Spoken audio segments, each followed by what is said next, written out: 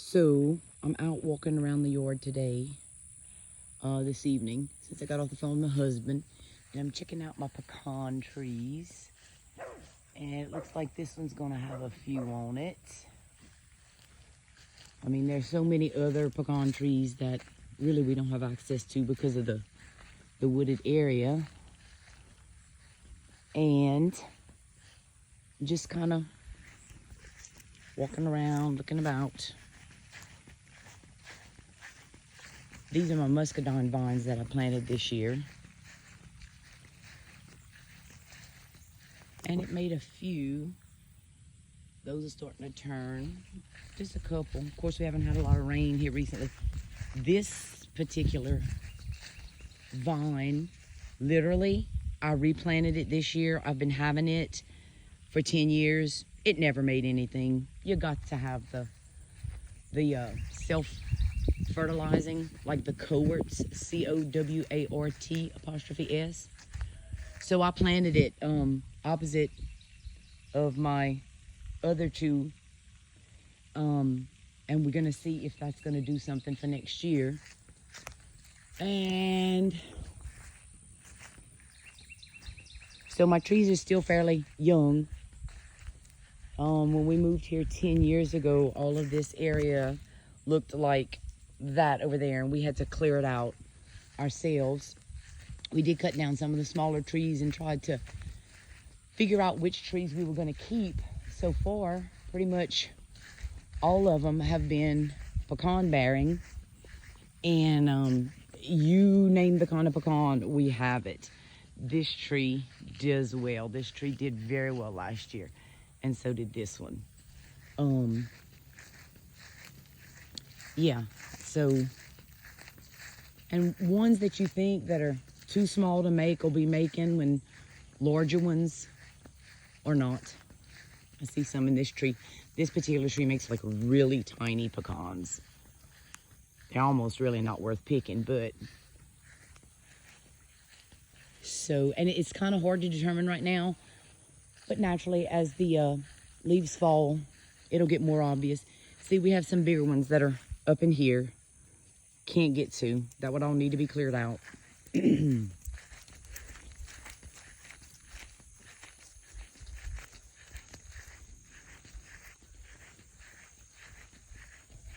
you go, Noogie.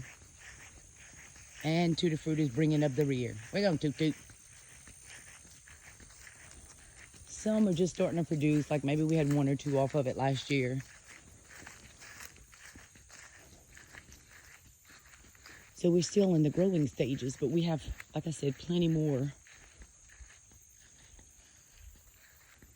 This here, my husband built for me. It's my insulator display. Glass insulators that were used on, and they're old ones that are kind of damaged. That's why I put them out here. These were used along the railroad for electrical and for telegraph and telephone. See, that one has some swirls in it. But anytime we see anything electrical, we pick it up, and you know, over here, I have a bunch more. And I might have shown y'all this already, but like all around this, we have insulators on pins all the way around. They're kind of hidden now by the vine. And we have some as we come down the driveway, and a couple in the front yard.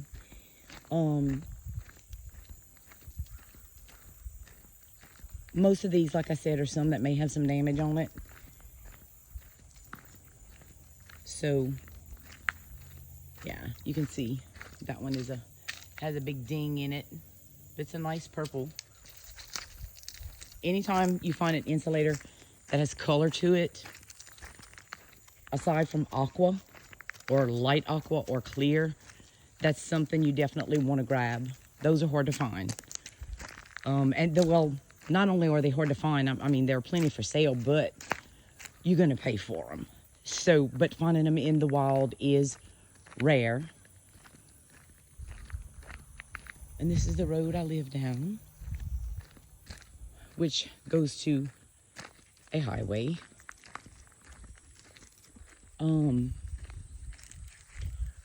My mailbox.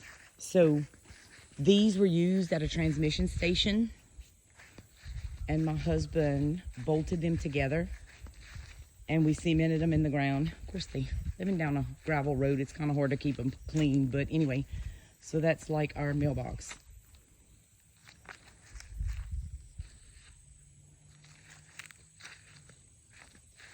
I need to check what these are sitting on as far as the tree growth. I'm gonna have to be careful. See, this one is no longer attached. Trees have grown, so that's something I need to see about. And actually, that one looks like it's kind of going into the tree there. And people do find insulators that have become enveloped in trees. And normally they'll cut the tree and keep the wood around it. So people collect for all kind of different reasons.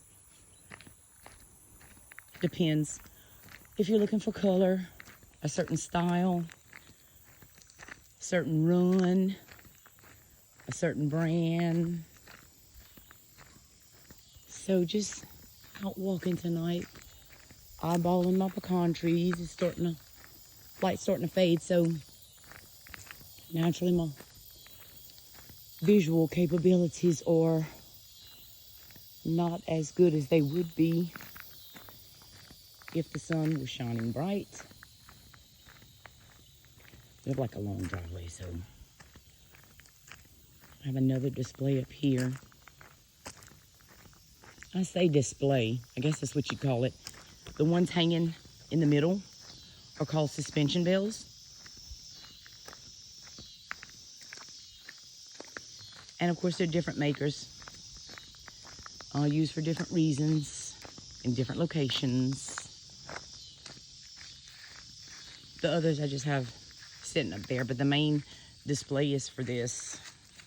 Look how dirty, oh gracious. So that's like a Mickey Mouse. And those are bed springs that they're sitting in just for poops and giggles.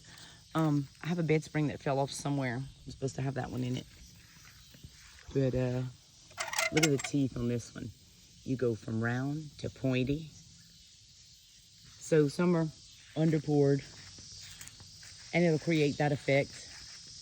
The drip teeth are what they called, and it was supposed to be a big deal.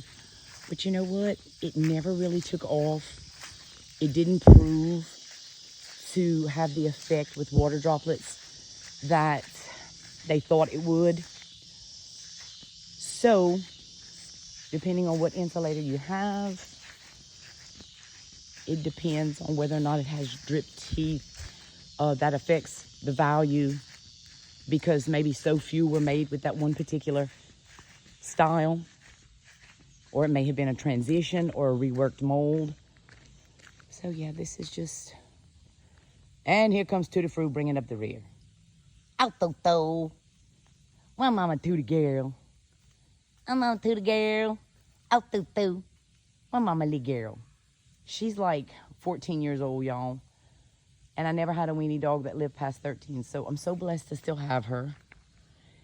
And besides the two you've seen tonight, there were 5 more. But I'm sure they're off chasing a coon or something. So just wanted to share with y'all. Have a good night.